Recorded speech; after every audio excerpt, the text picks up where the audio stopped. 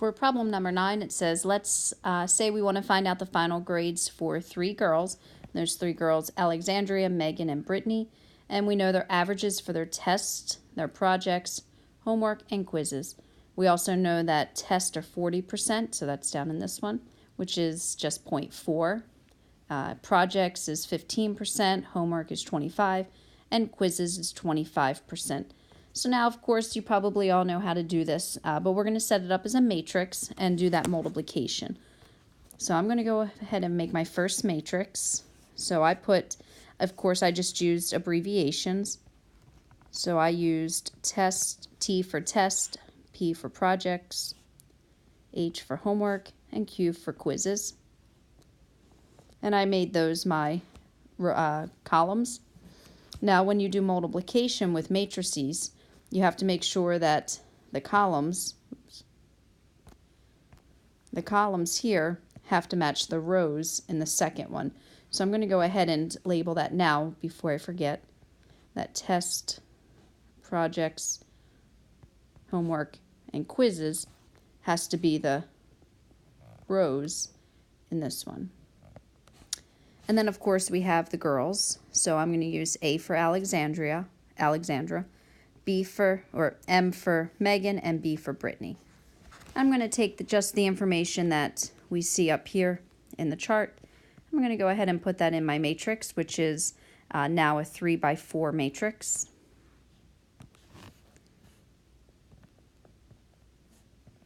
Again, I'm just copying almost essentially the chart. Charts are really just matrices, just a different representation of them.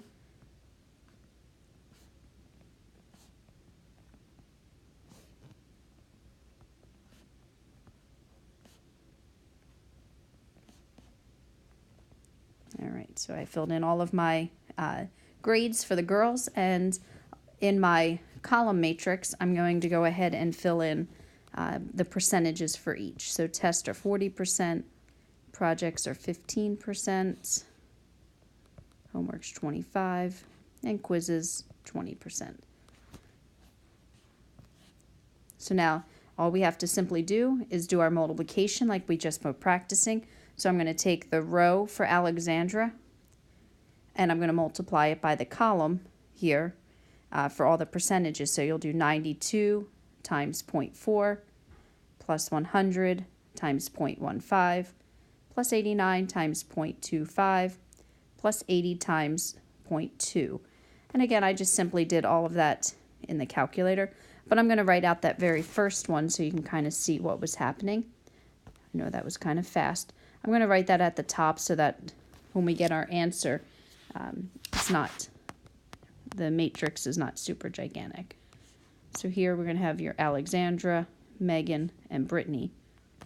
So for this very first column, first row, what I'm doing is 92 times 0.4 plus, scoot it over a little bit,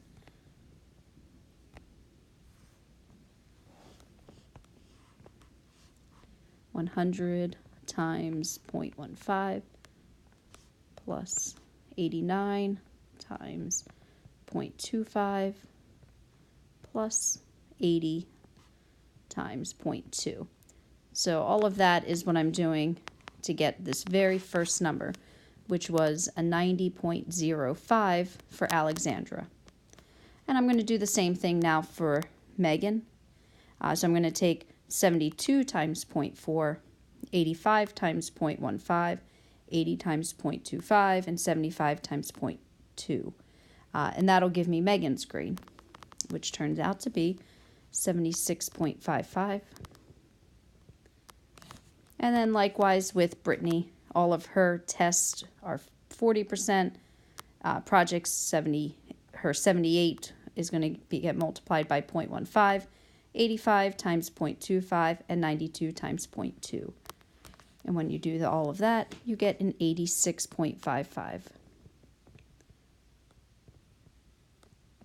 So essentially, you probably already knew how to do this, and you could have probably intuitively figured out how to get that grade. But this is how we would set it up with matrices. The things to remember that the columns here in the first one has to match the rows along the second matrix. So we wouldn't be able to switch this matrix to get the final answer here. Now again, you could always double check. Remember, this is a 3 by 4 matrix, and this is now a 4 by 1. So just like we were doing earlier, yes, you can multiply them, and your final result would be a 3 by 1, which is what it is.